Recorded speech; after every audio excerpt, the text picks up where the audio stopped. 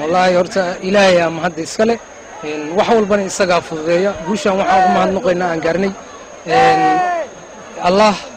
noo fududeey inaan ka guuleysano walaalaheena Djibouti maadaama ay hadda ka hor naga reebeen tartankii World Cup qualifying ka ahaa maadaama hadda anaga aan ku guuleysanay shan aad ayaan ugu faraxsanahay niyadeena aad ayaan ugu faraxsanahay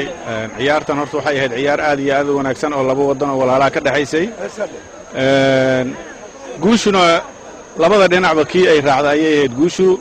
asaatee hal iyo eber ay ku dhamaato Soomaalida ku badisay waana ciyaar aad iyo aad u wanaagsan oo maanta dadweynaha ka soo qayb galay aad ugu riyaaqeen waa filayna guusha waa ciyaalku waxay sida ay sheegeen tababarayaashu waxay xareysnaayeen ilaa 3 bilood